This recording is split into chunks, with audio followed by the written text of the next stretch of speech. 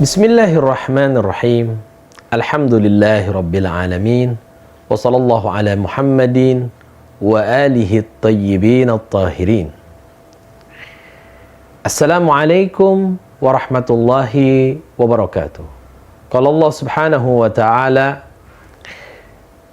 A'udzu billahi minasyaitonir rajim. Bismillahirrahmanirrahim. Fabashshir 'ibad الذين يستمعون القول فيتبعون أحسنه أولئك الذين هداهم الله وأولئك هم أولو الألباب صدق الله العلي العظيم. Kaum muslimin di dalam memilih akses untuk sampai kepada syariat, untuk sampai kepada agama dan ajaran risalah Rasulullah sallallahu alaihi wasallam dari Al-Qur'an ataupun sunnah Nabi Muhammad sallallahu alaihi wasallam terbagi menjadi dua kelompok, menjadi dua golongan. Yang pertama adalah mereka golongan yang menjadikan para sahabat sebagai jalan untuk sampai kepada risalah Nabi Muhammad, Al-Quranul Karim, dan sunnah Nabi.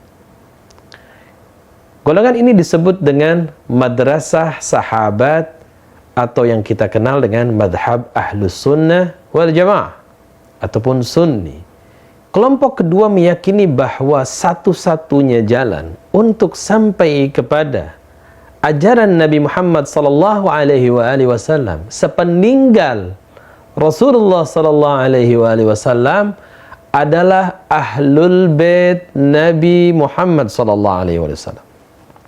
Kelompok dan golongan ini disebut dengan madrasah ahlul bait atau yang kita kenal dengan Syiah. Baiklah, karena pembahasan tentang sahabat adalah sesuatu yang sangat penting, oleh karena itu kita akan mengajukan 3 pertanyaan mendasar untuk dua madhab besar ini, yaitu madhab ahlus sunnah wal jamaah dan madhab Syiah. Pertanyaan yang pertama, apa dan siapa yang bisa disebut sahabat Nabi Muhammad sallallahu alaihi wasallam menurut perspektif dua madhab besar ini, yaitu Sunni dan Syiah? Dan yang kedua, apakah seluruh para sahabat Nabi itu adil tanpa kecuali? Dan yang ketiga, apakah seluruh sahabat Nabi Muhammad SAW itu bisa dijadikan sebagai rujukan tanpa kecuali? Dan 3 pertanyaan ini akan dijawab oleh masing-masing madhab, yaitu Sunni dan Syiah. Kita akan melihat perspektif yang pertama, yaitu jawaban daripada madhab ahlus sunnah. Apa dan siapa yang bisa disebut dengan sahabat Nabi Muhammad SAW? Menurut ahlus sunnah, sahabat adalah orang yang melihat Nabi. Itu yang pertama. Yang kedua, dan beriman kepada Nabi Muhammad SAW. Dan yang ketiga, dia meninggal dalam keadaan muslim. Ini adalah 3 barometer utama untuk agar seorang bisa masuk ke dalam list sahabat. Ini 3 barometer utama.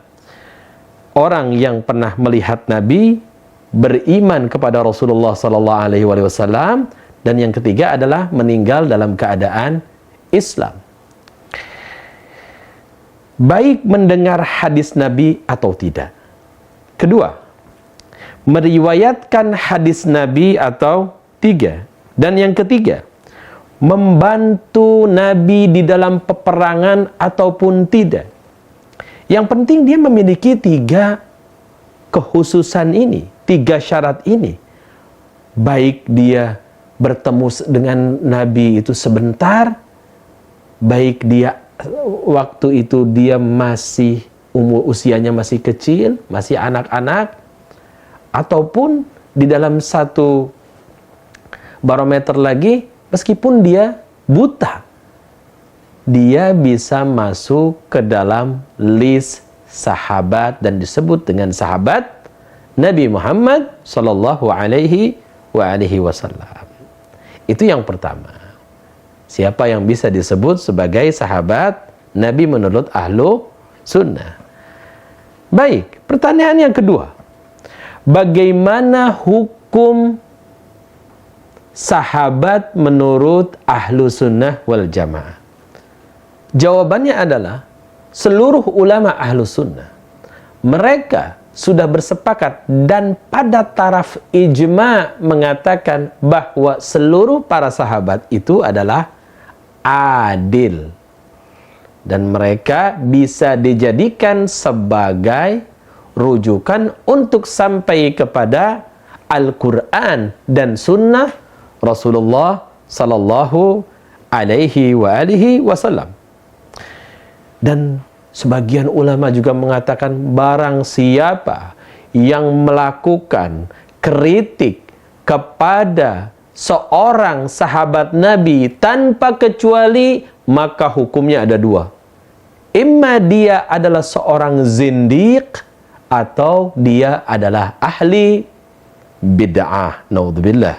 Dan mereka juga mengatakan, jika seorang sahabat meriwayatkan hadis ataupun riwayat dari Nabi Muhammad sallallahu alaihi wasallam, maka sudah tidak perlu lagi dicek keabsahannya, kesahihannya, kejujurannya, keadilannya.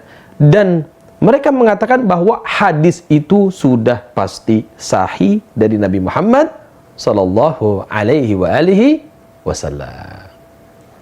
Dan kita akan melihat bagaimana pandangan Syiah dan ulama-ulama Syiah tentang sahabat Nabi Muhammad sallallahu alaihi wasallam. Menurut Syiah, tidak semua yang memiliki 3 barometer yang disebutkan oleh kalangan ahlu sunnah bisa disebut sahabat dan dia layak untuk menjadi rujukan untuk sampai kepada sunnah Rasulullah sallallahu alaihi wasallam dan risalah Nabi Muhammad sallallahu alaihi wasallam.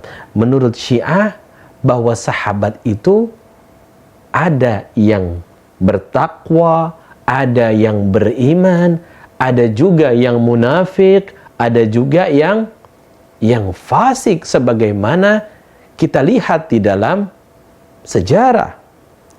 Syiah meyakini bahwa standar barometer untuk menghukumi sahabat adalah Al-Quranul Karim, di mana Al-Quran mengatakan orang yang paling mulia di sisi Allah Subhanahu wa ta'ala adalah orang yang paling bertakwa.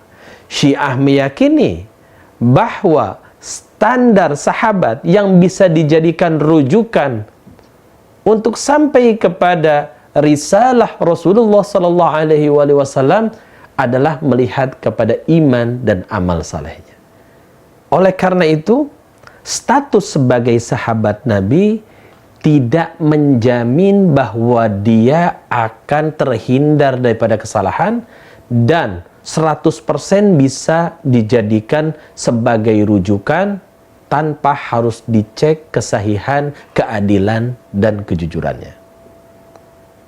Oleh karena itu, menurut Syiah adalah jika seorang beriman kepada Nabi Muhammad sallallahu alaihi wasallam di zaman hidup Nabi dan dia beramal saleh dan dia menolong Rasulullah sallallahu alaihi wasallam dalam peperangan, menjalankan perintah Nabi Muhammad sallallahu alaihi wasallam dan tidak menuduh istri Nabi dan tidak durhaka kepada Rasulullah sallallahu alaihi wasallam, orang seperti itu bisa disebut sahabat yang adil dan dijadikan sebagai sandaran dan perawi sunnah dan Al-Quranul Karim. Sebagaimana yang kita lihat di dalam Al-Quran, Allah Subhanahu wa ta'ala dengan jelas membagi sahabat menjadi beberapa bagian. Yang pertama, Allah menyebutkan ada sahabat-sahabat Nabi Muhammad SAW yang memiliki penyakit nifaq, ataupun mereka adalah orang-orang munafik yang menyembunyikan kekufurannya dan menunjukkan di hadapan Rasulullah sebagai orang yang beriman kepadanya. Dan di antara sahabat juga ada yang menyebarkan berita hoax. Mereka menuduh salah seorang istri Nabi Muhammad SAW, naudzubillah, berbuat keji. Dan kita lihat bahwa istri-istri Nabi Muhammad SAW memiliki kriteria sebagai sahabat Nabi Muhammad SAW. Karena mereka adalah orang yang bertemu dengan Nabi, mereka adalah beriman kepada Nabi, dan mereka meninggal dalam keadaan Muslim ataupun Islam. Akan tetapi Allah Subhanahu wa Ta'ala tidak menjamin dan memberikan garansi kepada keimanan mereka sebagaimana yang dijelaskan di dalam Al-Quran. Mereka bisa berbuat salah dan mereka juga bisa berbuat kebaikan. Jika berbuat kesalahan, maka mereka akan dibalas dengan 2 kali lipat, dan jika melakukan kebaikan dari istri Nabi, maka akan dibalas dengan 2 kali lipat pahala. Semoga Allah Subhanahu wa Ta'ala memberikan kepada kita taufik untuk menerima dan mengikuti kebenaran yang dibawa oleh Rasulullah sallallahu alaihi wasallam. Wassalamualaikum warahmatullahi wabarakatuh.